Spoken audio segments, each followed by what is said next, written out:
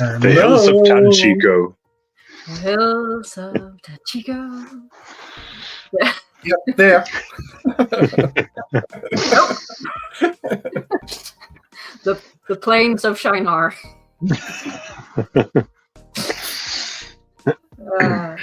Anyway, how's everyone doing? Yeah. I'm fine. I'm tired, but I'm fine. The sun's shining, and in 2 days I get a week off, so I'm looking forward to that. Yeah, it's almost That's Easter great. break. Yeah. Both you and the kids are getting more like 1.5 weeks off, if you count the weekends, I guess. If you count the weekends, yeah. Back when I was in school, the Easter break was 3 weeks. Oh, really? Wow. We had 3 weeks during springtime, 6 weeks in the summer, 1 during harvest period, and September, start of October, and then 2 weeks over Christmas and New Year's. So that's about the same as we get, but we don't get 3 weeks during Easter. We get 8 or 9 weeks during summer instead. That's also nice. Okay. Yeah. That is not the spring break, Dan Lou. It's the Easter break. So we have a spring break as well in February, which we call the sports break instead. That's not really a spring break. It's not a spring break in that sense, no. But the equivalent, the Swedish equivalent of a spring break, basically. I guess. But not really. Snow break. Yeah, snow break. Most people go skiing or snowboarding or something like that.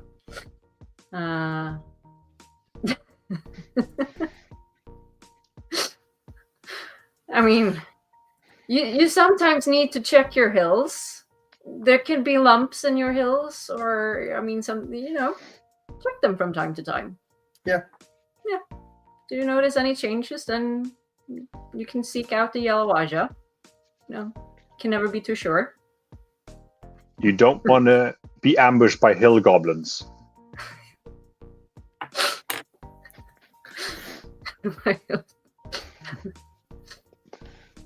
I mean, there's nothing wrong with mountains either. So we love all shapes and sizes around here. Everyone, all countrysides. All countrysides are beautiful. Yes. From the deepest valleys to the highest mountains. Okay. So should we see what's been going on in the... Oh, I haven't even started my share screen stuff yet. Start the thing. Start the thing. It's been a week and it's only Wednesday. Yeah. Leaving work today felt like Friday.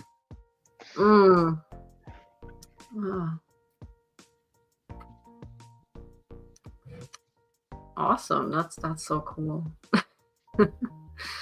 Song's an earworm. It really is. Been humming to it. Well, yeah, since the episode.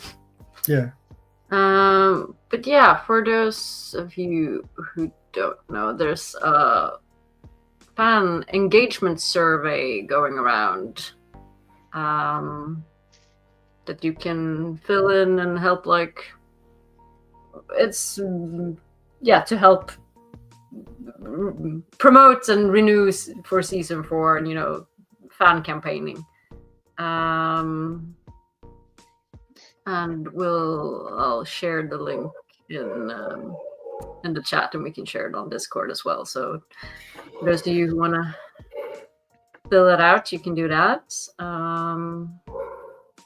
I think there's also more coming after the survey, and some more like season 4 renewal campaigning that's gonna be going on starting later this week, I think.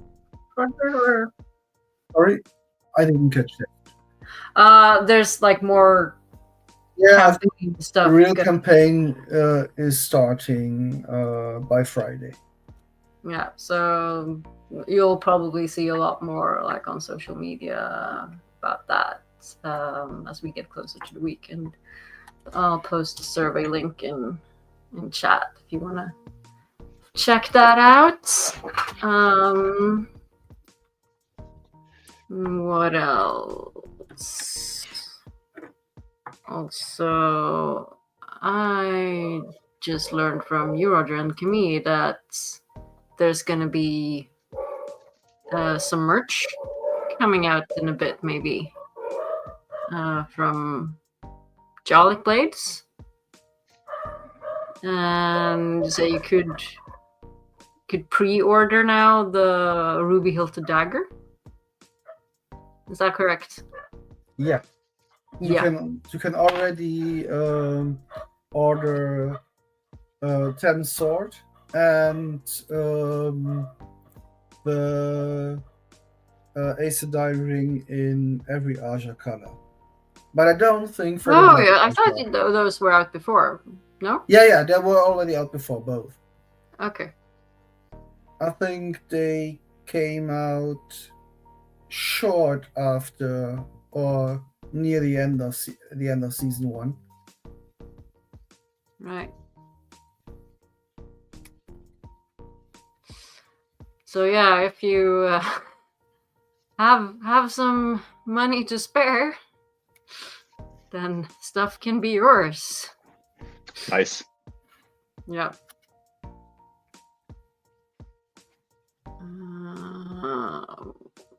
Right. What else do we have before jumping into episodes? Some other news. We have Rosamund starring in something new. Hollow Road. And there's gonna be a trailer released tomorrow for that. So I guess she'll post something on her social media. Some sort of unnerving thriller. Claustrophobic nightmare. Sounds fun.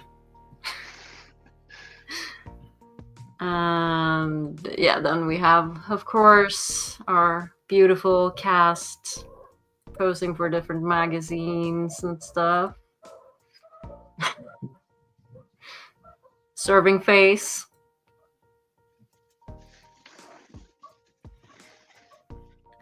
I think there's more. Yeah, of course, Taylor as well. He's everywhere nowadays. Now shirtless. Look at those arms. It's just ridiculous. Yeah, it is. And also Joshua posting, or it's been also in a magazine. Some shots. Look at my baby boy with belts. But yeah, lots of stuff. Lots of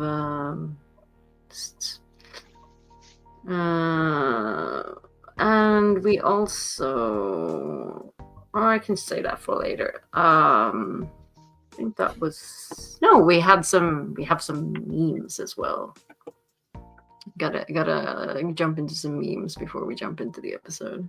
We've got some great ones for I think this is for the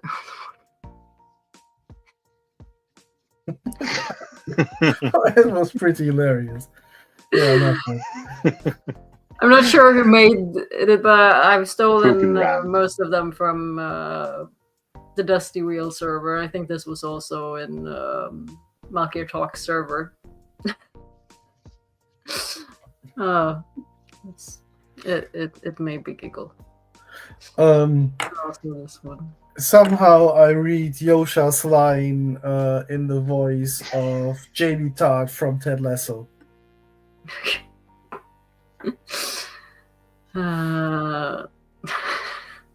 This one is brilliant as well. I can really see Savannah just like, that's not how you do it, Moraine. Yeah.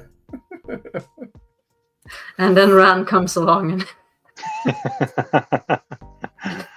I mean, we have a Kevin nipple here, so I'm just assuming it's a Kevin meme, or Yeah, that's I'm pretty sure. impersonating Kevin. Which was, and yeah, definitely. The hills. That would be hilarious if that was the song. That is the song, yeah.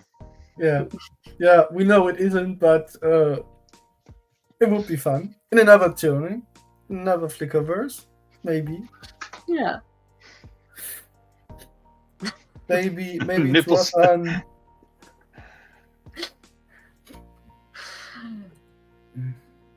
Yes. They sometimes do that. It happens. It happens. Okay. Let's just jump into the episode.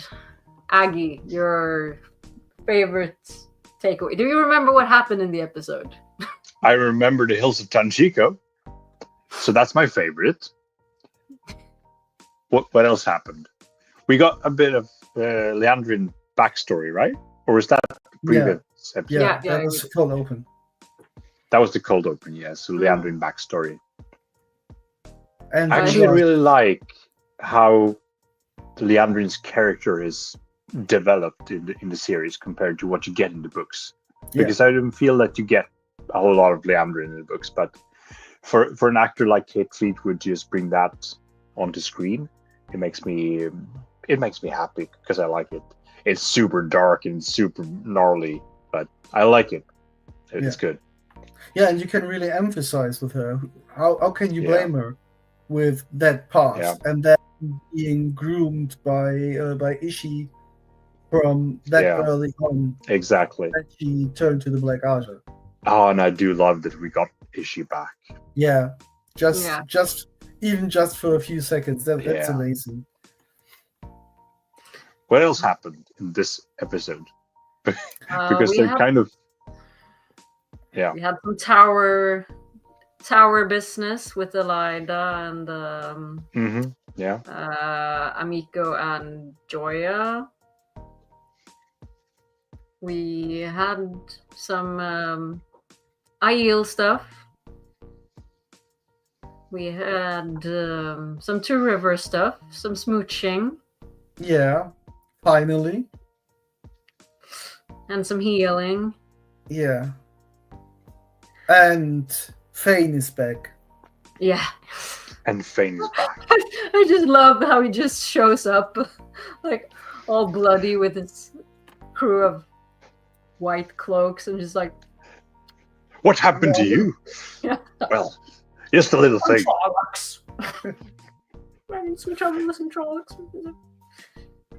Yeah. And we got Drunk Nynaeve. That was fun. Yes, I loved like Nynaeve and Min bonding a bit. That was hilarious. Yeah. And let me tell you, I really enjoy Nynaeve's one-liners in the last 2 episodes. Mm-hmm. Last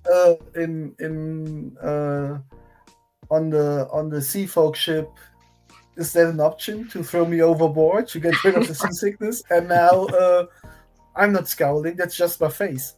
Yeah.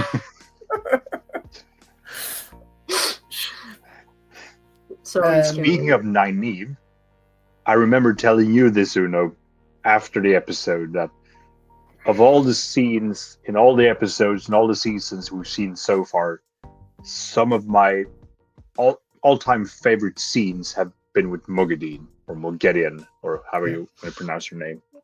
Because I really, really love that scene, her, Nynaeve, and Elaine. The name? Elaine. Yeah. Elaine, yeah.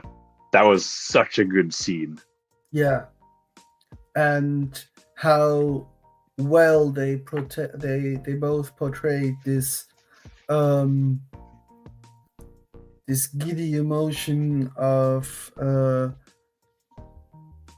wanting to be liked by Mogideon and be of service, and how excited they were, and was so creepy. And Laia Costa as well does such an amazing job as Mogideon. Definitely.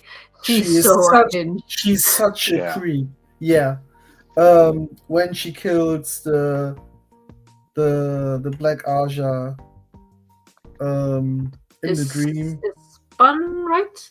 It's fun. Yeah. I think it's fun. Yeah.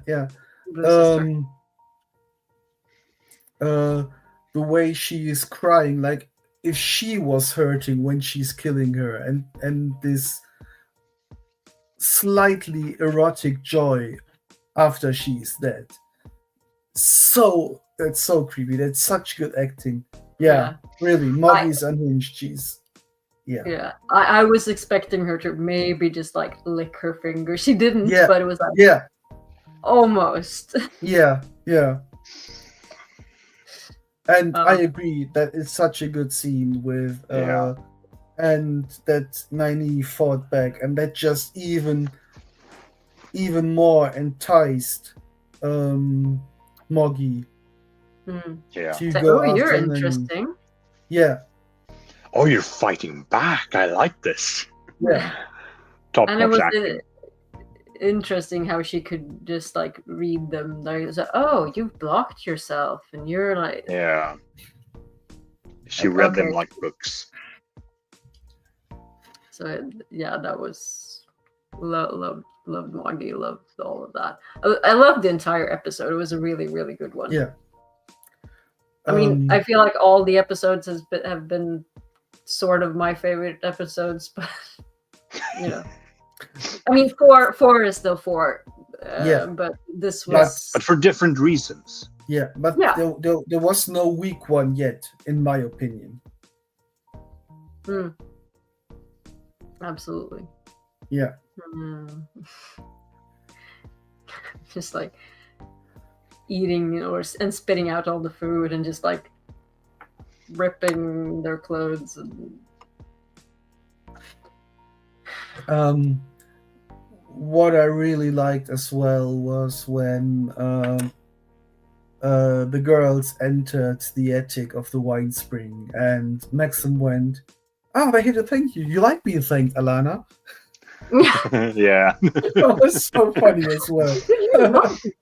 And the tone with the hurt in his voice as well, but yeah, we have some. Yeah, and then the quite controversial decision to make Mama Bashir a dark friend. Yeah, I'm still curious to see where that's go, because like in the books we know that Fail lies about a lot of shit. So I was like, okay, is she lying, or is this? I don't think so. Lying. No. They. I think this is really a moment of being true to each other and being honest with each other. It felt like that. It's their bonding moment.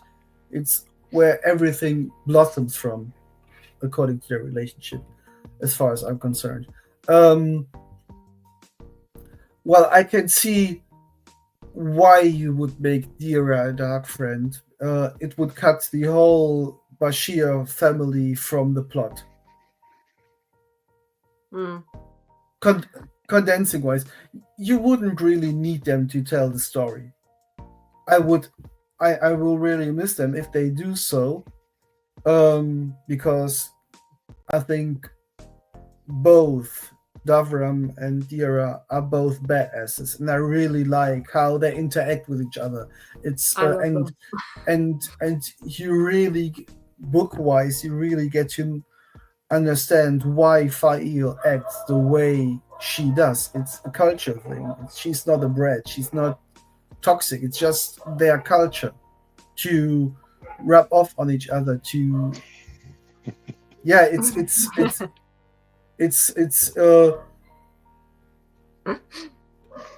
they some I'd say the way I see it in Saldaean marriages, it seems like each partner is a shaping stone for the other. And I mean, like everyone, you look at your parents' relationship and you think like, oh, that's what a relationship is supposed to. Yeah, that's your frame. For many people, it's like the first frame of reference that you have. Like, oh, of course.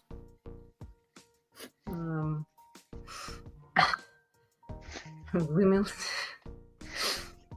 I mean, she didn't say that he was a dark friend, and she quoted her dad, like, oh, but he says that, like, take care, you can either, what is it, either mourn for the dead or take care of the living, or something like that.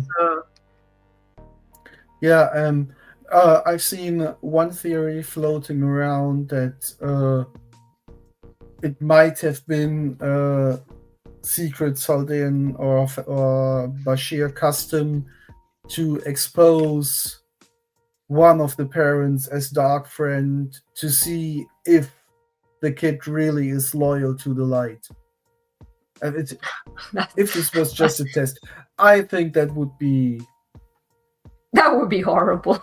Yeah, and I'm not sure. I think I would have this way. I think I would find a way better if this was a mechanism to cut the Dira and Davram from the plot entirely. Even though I would miss them, but I could see why you would do it, because there's so much left to do in only 5 seasons. Yep.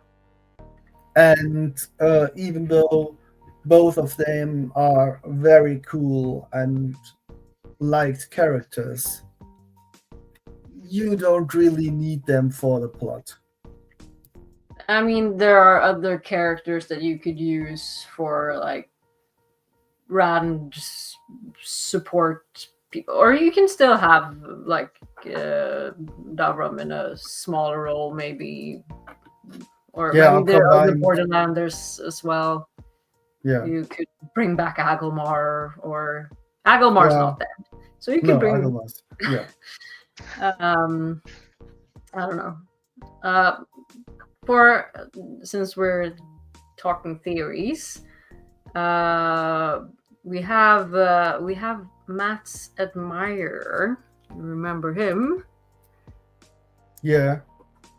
I know that Rob, Malkier Talks, is still 100% sure that this is Asmodean.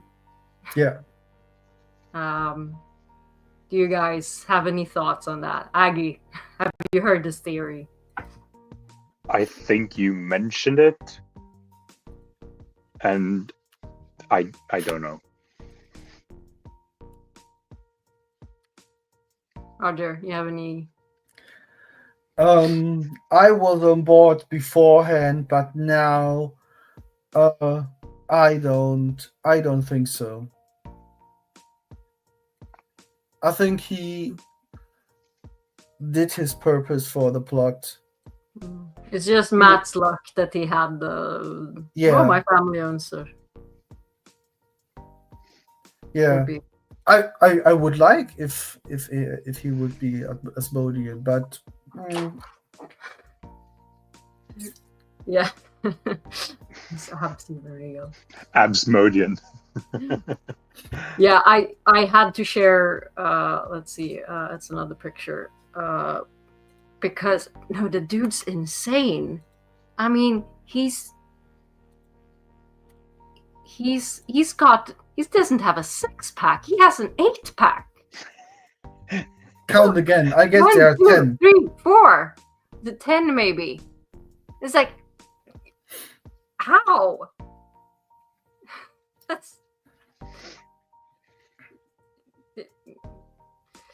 I've seen so many comments like about his abs. Like, who's the guy with the aggressive abs?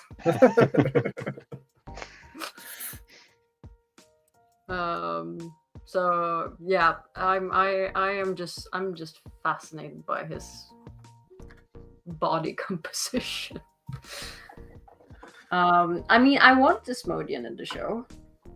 I think we will get Asmodean in the show because if we have continuity in the show, we might have seen an Asmodean statue in Steppin's room. Because there was one statue with an instrument. Yeah, we still have one unnamed Forsaken, right? Yeah, that's true. And it's Aginor. I mean, I would love it to be Aginor, but I don't think it will be. And that's fine. I can live my dreams through Mogadin instead. Yeah. We have 4 female Forsaken, which are named, and 3 male Forsaken. Yeah. That are named. So, I think the last one is a man as well, and because we saw this statue at the altar of in Seppin's room, I think we will get Asmodean.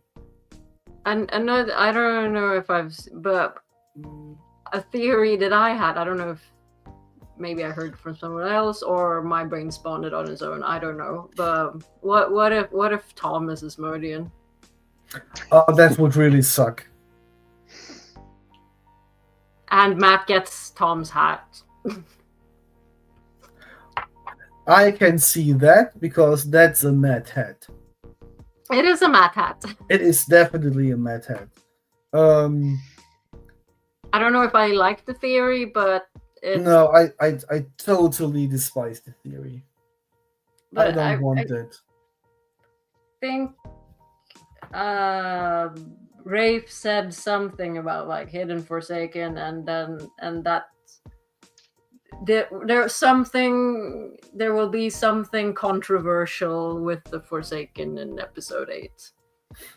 I like that. I would really hate that. I like controversy. But I would really hate, because Tom is such a cool character, and Alexander Malone is so cool as Tom, and I liked how supportive he was through each scene he was in. Yeah, I don't want him to be Asmodean, but no. I want him to team up with the Black Aja hunting spy detective scene. Yeah, but I'm just throwing that theory out. Yeah, that's why we're here. Yeah. But it was great having him back, and I love his voice. Yeah. And Agi, we talked about that earlier today or yesterday, that we have been promised Donal singing. Right. And he didn't sing a lot in that episode. It was just like background vocals for Elaine. Yeah. So we're disappointed, Rafe. Come on. Give us more. I mean, we've heard Donal sing in Hades Town, and he's got a hell of a voice, so yeah, it would be a shame not to hear it on screen.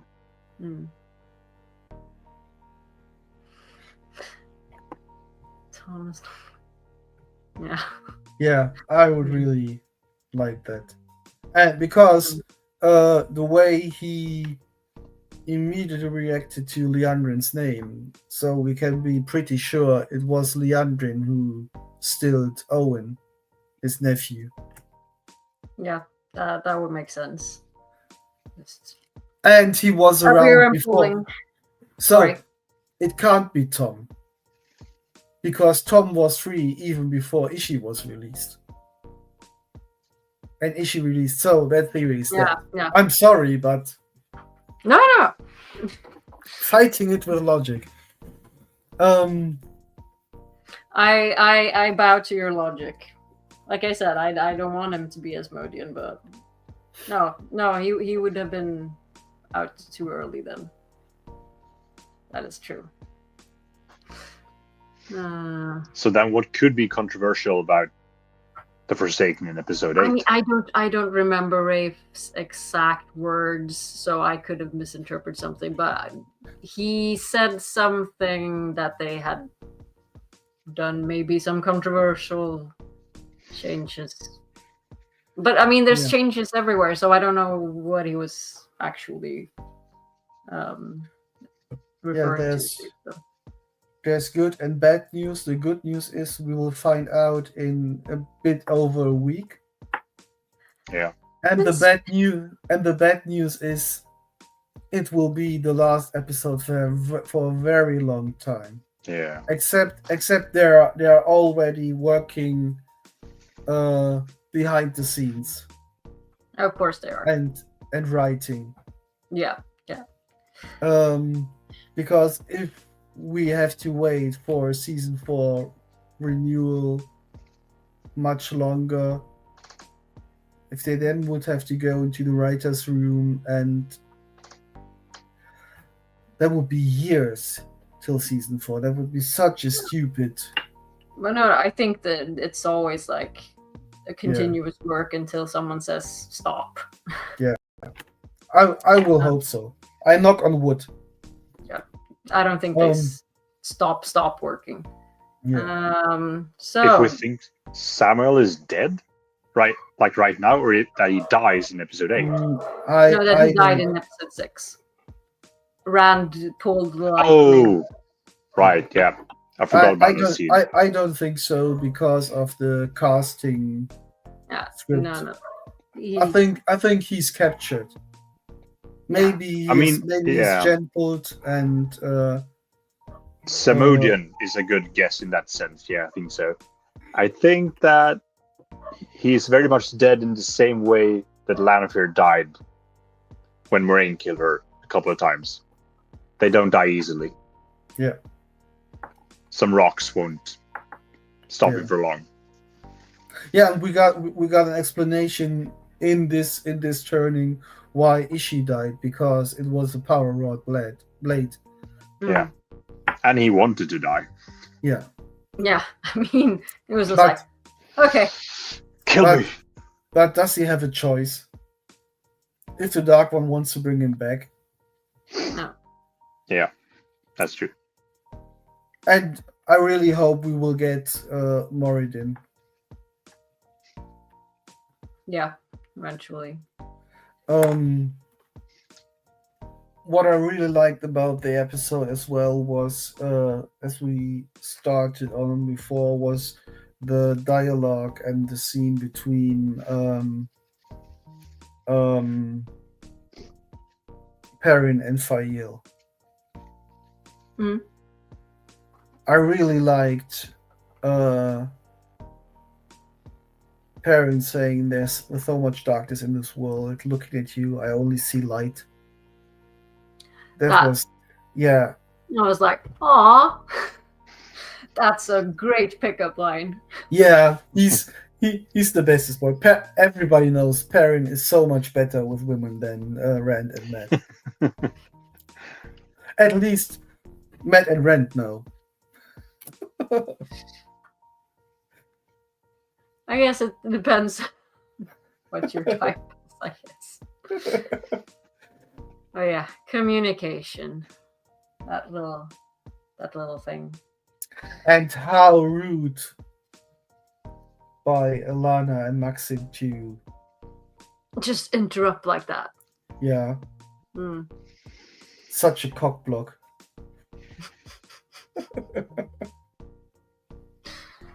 That's one thing to say about Alana and Maxim. Yeah. First time they've ever been called that, I think. That was a fan disservice. Yeah.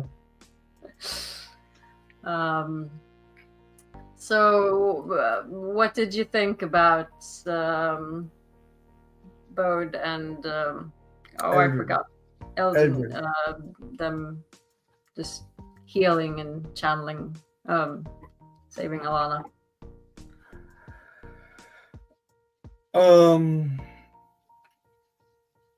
I think that was fine. I think that Alana is guiding them through it. Yeah, it works. Yeah, they're just really talented, and they laid the ground for that by the episode before. With Alana explanation or explaining why she's the Two Rivers. Yeah. And come on, Eggy and Rand did as well. Yeah. So I mean, it's nothing that says that couldn't happen from what we've learned in the show about how the channeling works. It felt slightly quick to me, but not. Yeah. But that's also from a book reader perspective. That's like, oh. Yeah. But her explaining the process was very intuitive. So it absolutely works. Was kind of off, but it was believable as well. Yeah. And I mean, that whole scene with Alana and Maxim, it's just wonderful. So, Yeah. I loved it.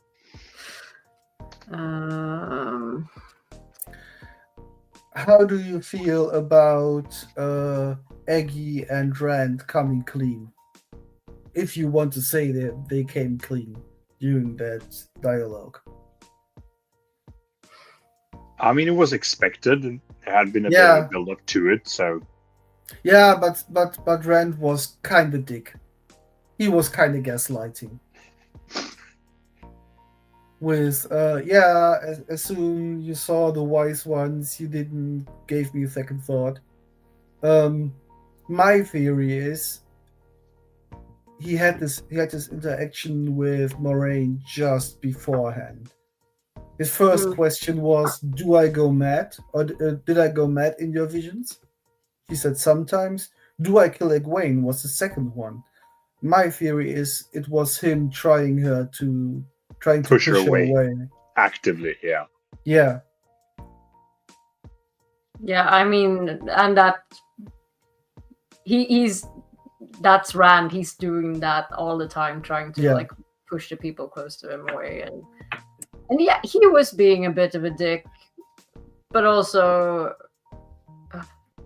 but you could see you could see how his how he changed after Egwene asked him if he knew what Lanfear was doing to her. Yeah. I mean, I'm a Rand apologist, so I'm gonna defend him no matter what. Yeah. And then it was the scene that needed to happen. Yeah, of course. They need to break up. We have to make room for 3 gods. One isn't just enough. And then this will also change his perspective on Lanfear, knowing what she did to Egwene. Yeah. So we need that confrontation for him for him to see Lanfear for what she is, because I think that's what's annoying me the most, or not annoying me, but I want him to break up with Lanfear. Like, come on, she's a Forsaken. Just get it through your head. She's not going to change. She doesn't want to change. And she says that openly to him, but he wants to see the good in her. We've seen that in the dream sequence in episode 5.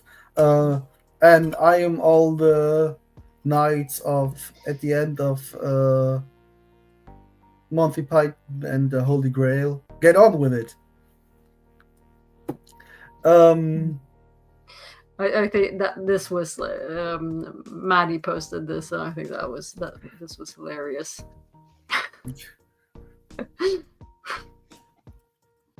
They broke up. I mean, they left each other. And then the attack happened. I kind of like this hammer weave that Sammy does. It looks kind of cool. And that was the first time that I think the show really portrayed Rand's power. Doing all this, not even looking at him. Yeah. And how big the shield and how solid the shield was. And then we get the Stone of Tears scene with Sarah. I don't know if it was better or worse to have your theory that would happen, because the entire episode I was like, oh no. I've rewatched the episode. I have not rewatched that scene. Yeah. Because I mean, my heart breaks for Rand there. That was powerful. And he did a really great job acting wise. Give Joshua all the acting awards. That was amazing.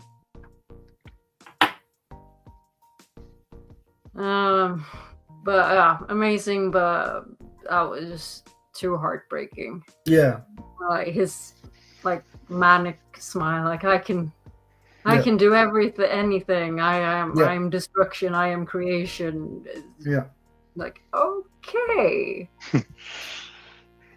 Slowly losing it. You need a hug, and then you need therapy. What I really liked about it was the subtlety that he just stopped when Moraine came to him. So you see that there is a change in their relationship happening. Yeah. Absolutely. It changed from I'm here to guide you to we are more on a level. Mm. And his disdain for Forsaken is slowly increasing as well. I think with Samuel being there and Alcira dying and Lanfear being portrayed as someone else, I think now he's really going to turn on the Forsaken for real and hate them. Yeah, true. We're moving into Darth Rand territory. I'm loving it and hating it at the same time. Yeah. It's I just want to hug my baby boy and tell him everything will be fine. It's you don't need to murder people, and okay, maybe you do. I don't know, but just get it out of your system. Kill everyone first, and then we'll start. Dana Lewis. They were discussing this on Threefold Talk. That I can't really hear it, but I need to re-listen. That just before Rand or during the whole. Yes, it hears like a whisper of Ilyena. Yeah, but it isn't in the caption, I think. No. Because I watched the show in English with captions on. Yeah, same. Okay, so I need to go back another time and I couldn't really hear it, but also I haven't gone back and watched it again after I watched Threefold Talk, so I haven't listened with really good sound. Let's see. Blind the Fool says, very hard to make out, but seems like Ilyena and Rand Mo are talking. I think it's something like, Ilyena, where are you? When Rand is killing someone. Okay, someone isolated the whispers and shared the dusty. Of course. So, I mean, we know that Alexander Karim is gonna be, so we know we're getting voices in the head. I mean, there's only, I'm assuming, then episode 8. Yeah, because we'll find out tomorrow. No. Tomorrow. You don't think we'll get it tomorrow? Oh, No, right, no. Battle of the Two Rivers. Tomorrow is Two Rivers only. Like episode 4 was only. Is it the whole episode and nothing else? Yeah. Really? Yeah. In one interview, Ray stated that there are 2 episodes dedicated to just one character. One for Rand and one for Perrin. Oh, okay. So episode 4 was just Rand. Now episode 7, Two Rivers, will be just Perrin. I'm pretty sure that's how I interpret. You assume. I mean, but if you look at the IMDb, it still says that like Kira and other people are in that episode. So, but we can't trust IMDb either. No, because everyone can edit stuff on IMDb. It's nothing official. It's like Wikipedia for. Yeah. So I guess we'll find out tomorrow. Likely, full Perrin episode, and we also had. Let's see. Since we're talking about tomorrow's episode, there's an interview with Isabella by Geek Girl Authority, and she talks about tomorrow's episode and relationship with. I will read that afterwards. Yeah, I shared it in the news section of our Discord. So if you wanna, people want to go and read it. So she's doing an amazing job as Fail. I really like her. Yeah.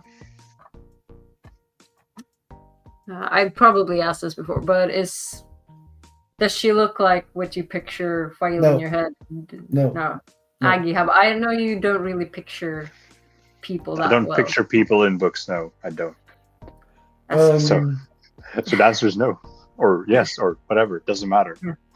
I do sometimes. I did with her because she's my favorite female character of the series. Yeah. But I don't really care. She's doing such a great job. She looks great. I mean, if every character should look like I imagined them when I read them, most of the people have to be white because I'm surrounded by white people. So by default, my head goes, if there's no description saying there are people of color, my head automatically goes to white because my world is white.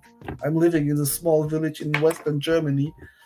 We have some Turkish immigrants around us, but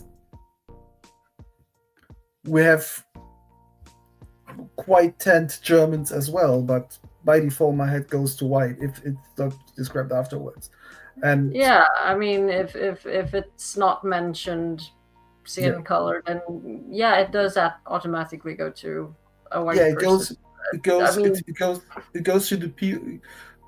I pretty assume it's the same for people who are surrounded by people of color, that their default maybe goes directly to people of color. I mean, since like South Africa or Japanese. Like after I've become part of this wonderful community and met so many more like people from different backgrounds, I try to like make myself conscious of that more when I read new books. Okay, how are you imagining this person in your head? Why are you assuming this look for this person? So I've become more aware of it. I mean, I started reading the books when I was 14. That was not like, and it happens subconscious, and I don't really care. If they would have cast some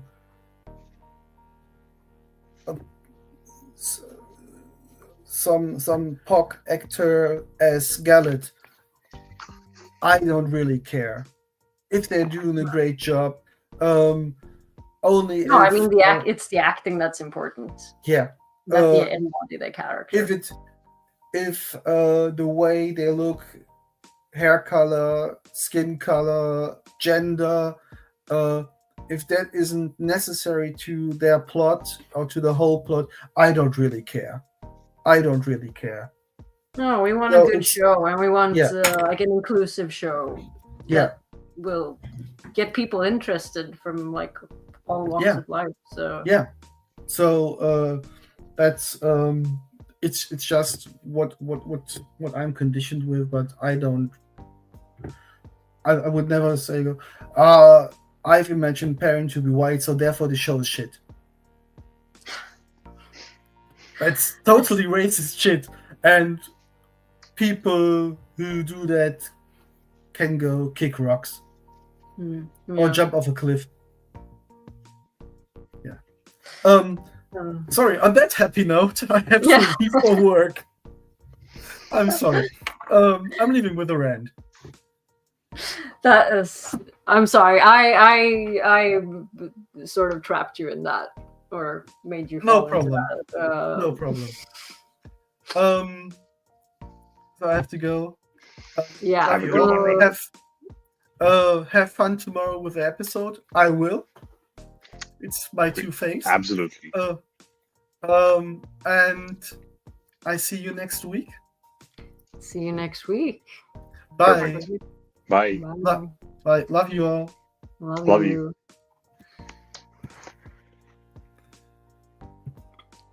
Jumping in? Yeah. Okay. Because that's funny when we discuss books and how we read books, you and me, we read them in so different ways. Because even in real life, I don't really pick up on small details about people. I think I recall a story of me describing a coworker to you, and I couldn't remember if she was blonde or brunette. No, I was like, oh, what did she look like? And you were like, I don't know. You work with this person. How can you not know what they look like? Like, I know them when I see them. Yeah, exactly. But I don't pick up on those details. I don't remember them. What I do remember is scenery, and I picture scenery very vividly. Picture cities, the landscape, and all that. And if you drop me down in Tokyo, I don't get lost because I have a great sense of direction, and I just pick up on those details instead. That is how I read books as well. I read it through the vivid scenery. That is what I like. Mountain ranges, and I will hills, get lost forests. in my hometown. Yeah. Yeah, because when we're traveling together, you can be like, "Oh, but we've been here before. Don't you recognize this place?" Like, no, or yeah, I know I've been here before. But yes, around the bend there's a tree and there's this thing, and then yeah. But I mean, I also picture when I read books, I have very clear picture of like how the White Tower looks, how Evansville looks, how all the places they go to. I picture that as well, but I also picture the characters. Yeah. At least the main characters, like all the S-named Aes Sedai. No, they have pretty much like generic faces, but I mean, they still have faces and hair colors and like Aja color. I like the characters are color coded. Like Nynaeve will always have like bluish purpley clothes for me.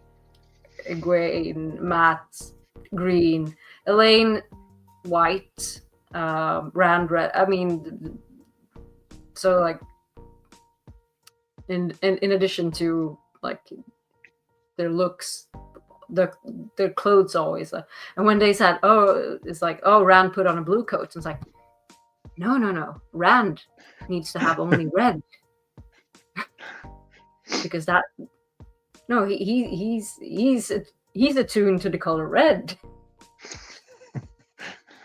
No, to me, it's weird books, how you. Yeah, they're more like fuzzy blobs to me when I read books because it doesn't really matter. I just care about their actions mostly. And that makes it really easy for me to just adapt a picture. So if someone shows me a picture and says, this is Rand, oh, okay, so now a picture Rand like this. So all the show characters, those are the characters for me now. No, I still have my original characters in my head. I mean, not all of them, because like minor characters, or like Kate Fleetwood is Leandrin now, because I mean, but she also is kind of close to my original headcanon Leandrin. Maybe just like it's not the eyes to die smooth face, but otherwise it's no, but it's weird how our brains work differently. Yeah. With things like stick with us when we read, or I find it fascinating. So on that note, should we?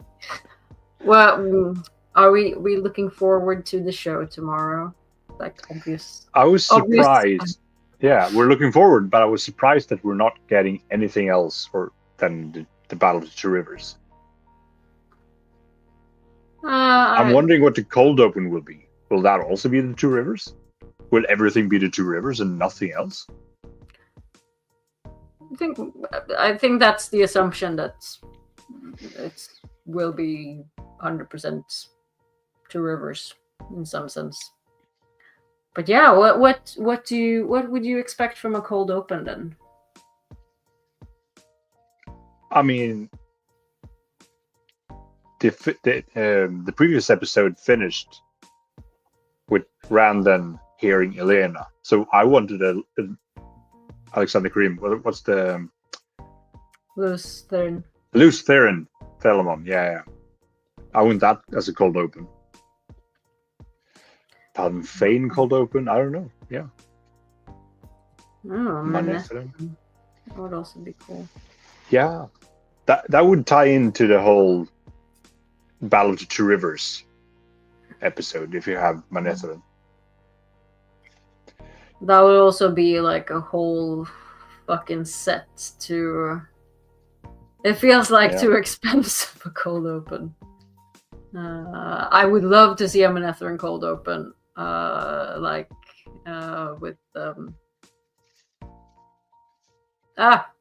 I forget the name. Eldrine? The Aes Sedai and the Queen. Goldrin. Manetheren. The Aes Sedai Queen. Eldrine. Yeah, Eldrine. Eldrine, okay.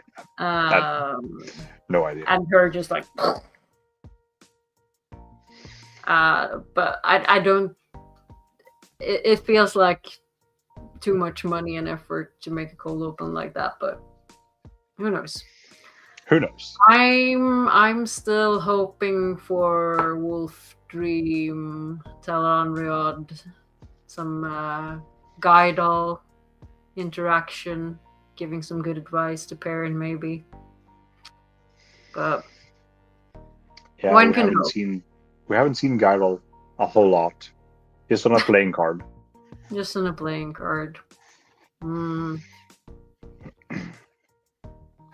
So August cartoons. We don't talk about August. So in episode 4, that was supposed to be an only Rand scene or episode. But didn't we also it's slightly Moraine, but right? It's the Meridian. Yeah. We did get some like Avienda, but it was only... It was centered around Rand, yeah. It was only the people in the Aiel Waste. Okay, yeah. Yeah. Fair enough. Feels like they need to cram a whole lot of stuff into episode 8. Yeah. So that's why I'm surprised. I have no idea how they're gonna like wrap things up in episode 8. No. They might just need to make it 90 minutes long. Yeah, and continue in season 4. Yeah. I'm still looking forward to going to Finland. Yeah. Finland. The country where I want to be. Pony trekking or camping. No. Oh, that would be a good Snakes and Foxes parody. No one's stealing that.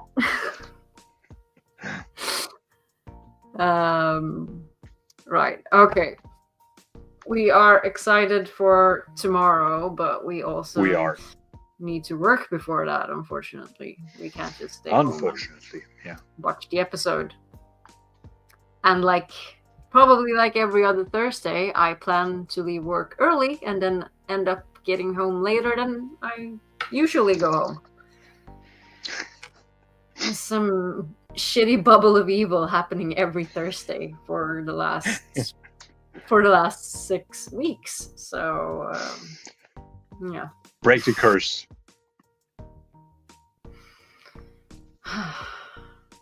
Okay. Thank you all for hanging out with us tonight or tomorrow or this morning or lunch or wherever you are in the Flickerverse. And flick the like button, subscribe, jump into our Discord, and hang out with us some more. Otherwise, have a happy What Wednesday. Have a happy What Thursday, and we'll see you next week. We'll see you, to talk about all about episode 7. Bye, people. Bye.